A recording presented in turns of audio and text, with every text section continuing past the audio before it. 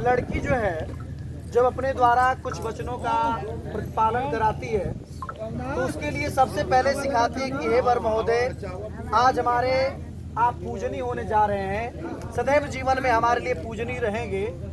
तो इसके लिए ये जो है कुछ कहना चाहती हैं, समझाती हैं, कहती हैं कि सुख दुख हमारे जीवन में आएगा जाएगा, और ये सुख दुख जो आता जाता है वह कहने का आशय निकलता है कि सुख में ज़्यादा उतराना नहीं चाहिए और दुख आ जाए तो बहुत ज़्यादा घबराना नहीं चाहिए। इसका सीधा सीधा तात्पर्य इस लावे से लिया जा सकता है। इस लावे का ही प्रयोग क्यों होता है, धान के लावे का ही प्रयोग क्यों होता है लावा परिचर में, क्यों नहीं मकई के लावा का प्रयोग होता है? क्योंकि धान में विशेषता होती है, धान में जो गुण होता है वो अन्य प्रकार के अन्नों में नहीं पाया जाता। जैसे में धान के लावे का प्रयोग इसलिए होता है क्योंकि जो है इस धान के बीज को तपते हुए बालू में डाला जाए तो वह परिवर्तित होता है किसमें, लावे में, यानी धान का भी स्वरूप अपना चेंज कर दिया, बदल दिया, तो वह लावे में परिवर्तित हुआ। लेकिन वह भूसी को अलग नहीं करेगा। देखिए इसमें उदाहरण स्वरूप दे रखा है, भूसी को अलग नहीं करेगा, बस वही हमारा जीवन है। और ये इसे कहते हैं कि हे पति महोदय, हम जीवन में कभी भी दुख आ जाए तो घबराइएगा मत, हमको अपनी भूसी समझ करके अपने पास हटा कर रखिएगा, अपना स्वरूप भले परिवर्तित करिएगा लेकिन हमसे अलग होने का प्रयास मत करिएगा। ये मेरी जो है कुछ आपसे विनतियां हैं जिसे आप स्वीकार करेंगे तो अच्छा लगेगा।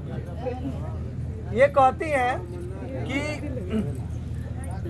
इस जीवन में आप हमको अभी वचन से प्रदान करेंगे तो हमको भी प्रतिव्रत धर्म से पालन करने के लिए आदेश देंगे, बांधेंगे।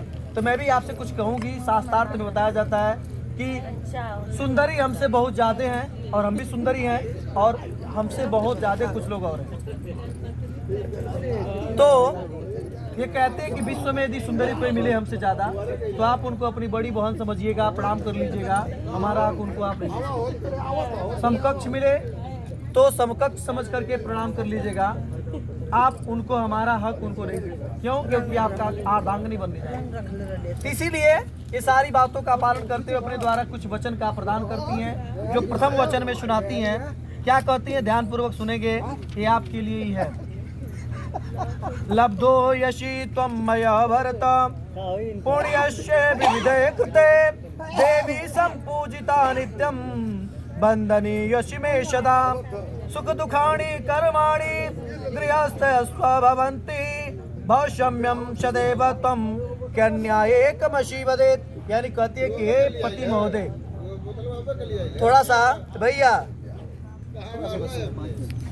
कि हे पति महोदय, कहा जाता है कि जो है गौरा मैया ने जो है अखंड तप किया तो उनको पति के रूप में महादेव जी प्राप्त हुए। तो मेरा भी जीवन जो है तप करने में गुजरा होगा, मैंने अनेक प्रकार के पुण्य किए होंगे, तो आप इस जन्म में मुझे पति के रूप में प्राप्त हुए हैं। अतः आप मेरे लिए सदैव पूजनीय रहेंगे। और पूजनीय रहने के साथ साथ आपसे एक विनती और है कि आप धर्मार्थ का काम कभी भी करें, किसी भी धर्म का काम करें, यज्ञ करें, वास्तव महोत्सव करें, अनेक प्रकार की कथाओं का वाचन कराएं, सब करिए स्वीकार, लेकिन मुझे वाम अंग में नहीं, दाहिने अंग में जरूरत चाहिए। यानी जब मैं पूजन पाठ में बैठूंगी तो आपके साथ मैं दाहिने बैठूंगी, और कभी भी जब भी आप सृष्टि की रचना चाहेंगे तो आपके वाम अंग में बैठूंगी।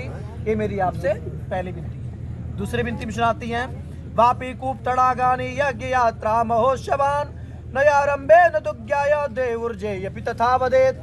यानी अपने दूसरे वाक्य में सुनाते हैं कि हे पति महोदय, कहा यह जाता है कि आप अपने जीवन में पुरुषार्थ द्वारा वापी कूप तड़ागानी यज्ञ यात्रा महोत्सवान, यानी कभी भी बागीचे का निर्माण करें, कुएं का निर्माण करें, यज्ञ कराएं, यात्रा करें, महोत्सव करें, सब स्वीकार।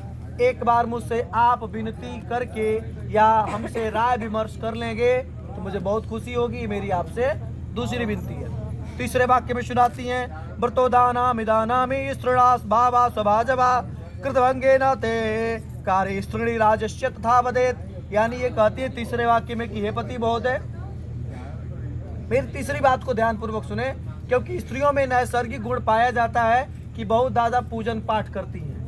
स्त्रियां बहुत ज्यादा पूजन पाठ करती हैं, व्रत रखती हैं, उद्यापन करती हैं, तो ये करेंगी, यानी मैं करूंगी, ये कहती है मैं करूंगी, लेकिन आप उसमें हस्तक्षेप नहीं करेंगे। मैं करूंगी तो किसके लिए करूंगी?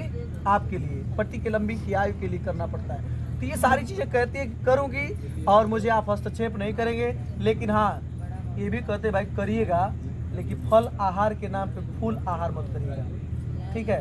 यानी पावर अनाज बनाया बचाएगी या 400-500 का फल मंगा कर खाएगी तो भाई अच्छा नहीं लगेगा।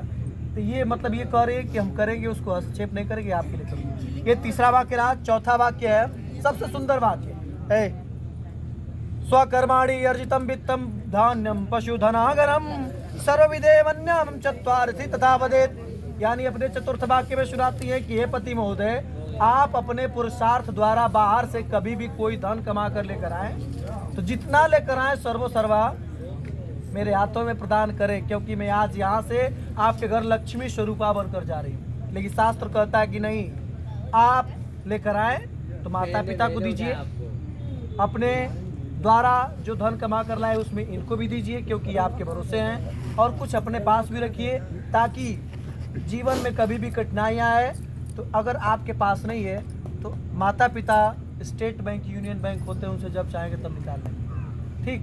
ये इनके शास्त्र के द्वारा है। पद्धति कहती है कि सर्वसर्वा रखिए। दोनों का कथन गलत नहीं है, क्योंकि ये आपके घर एक लक्ष्मी स्वरूप आ जा रही हैं, तो लक्ष्मी का काम ही होता है सजो कर रखना। अपने पांचवें वाक्य में सुनाती हैं, गजाय स्वापसूना च हेदोपादे कारणम अनाप्रेक्ष्या न कर्तव्यम पंचपंजी संवेदता।